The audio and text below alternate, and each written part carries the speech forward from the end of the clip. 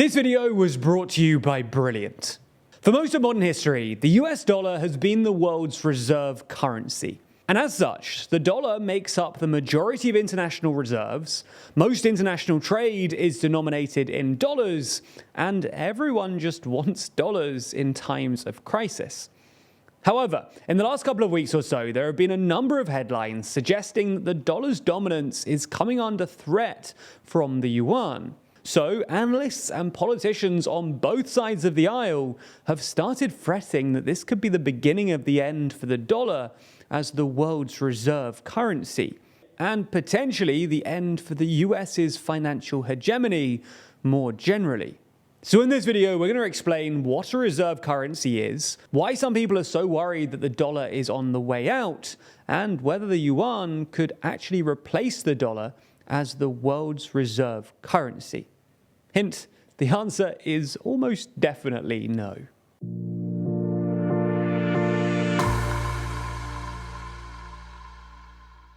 So let's start with a brief explanation of what a global reserve currency actually is. A global reserve currency is essentially any currency that's traded and accepted across the world. Now, because these currencies are particularly safe in that they can reliably be used to buy other things, states and banks tend to hold significant amounts of these currencies in their reserves, hence the name reserve currency. And since the end of World War II, the US dollar has been the world's reserve currency. As such, today about half of all international transactions, including the majority of oil purchases, are denominated in dollars, and most people borrow money in dollars too. Unsurprisingly, this means that dollars are accepted as a legitimate currency basically anywhere in the world, which is why dollars account for the majority of reserves and why people only want dollars in times of crisis. Take the last couple of years as an example. As turbulence swept through the global economy, investors returned to the dollar in their droves, pushing the dollar to a 20-year high. Anyway, the dollar's status as a reserve currency bestows the US with what the French Minister of Finance once described as an exorbitant privilege. Essentially, because there's always a demand for dollars, the US has more purchasing power than other countries, and the US government can borrow more money than other countries. And the US can also use the dollar's dominance, and America's dominance over the global financial system more generally, to effectively sanction its enemies, as it did when they expelled Russia out of the SWIFT interbank messaging system.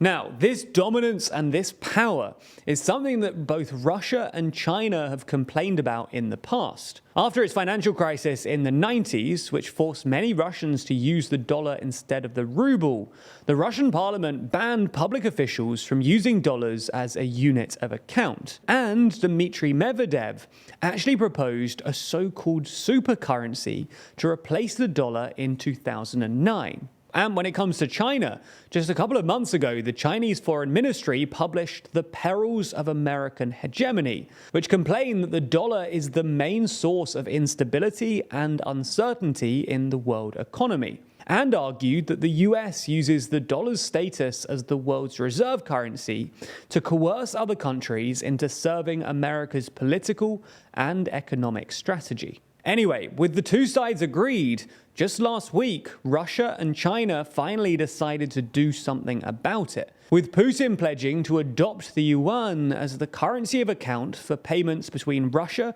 and countries in Asia, Africa, and Latin America, in a bid to displace the dollar.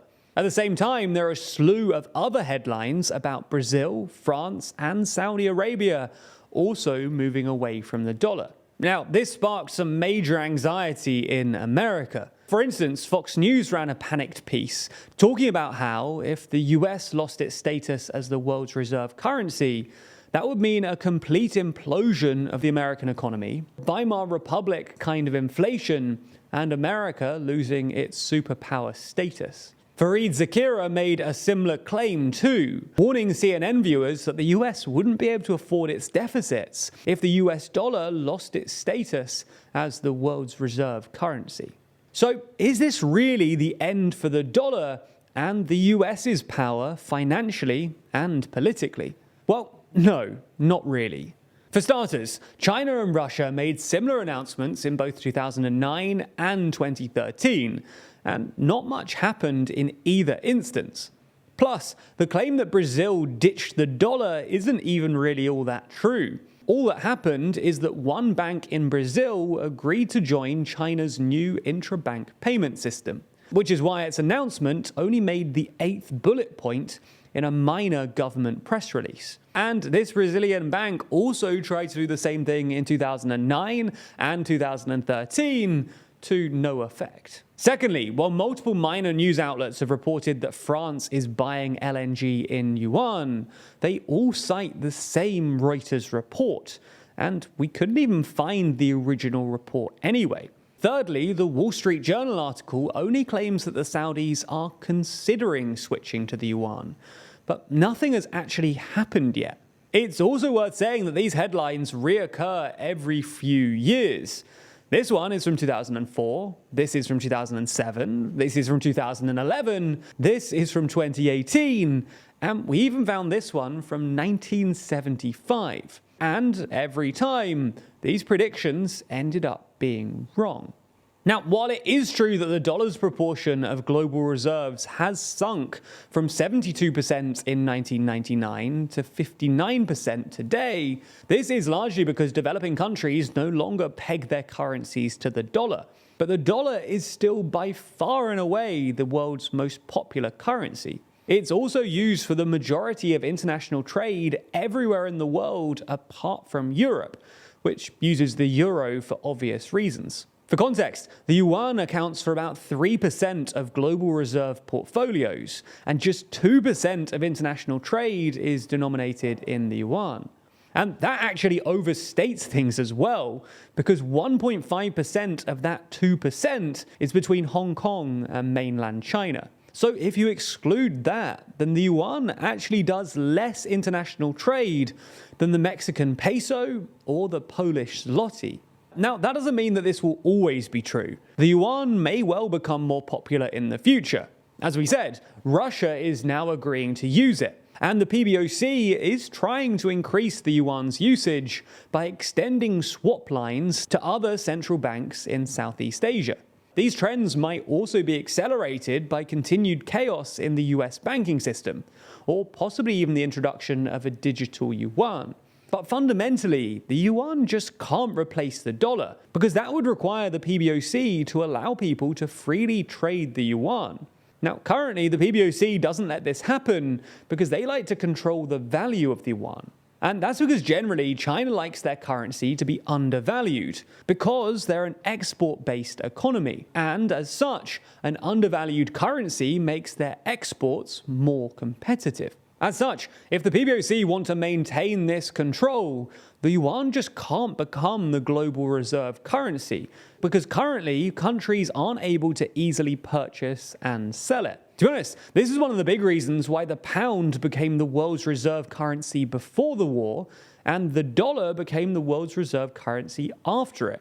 On top of that, being the world's reserve currency usually makes your currency overvalued, which would involve a complete restructuring of China's economy.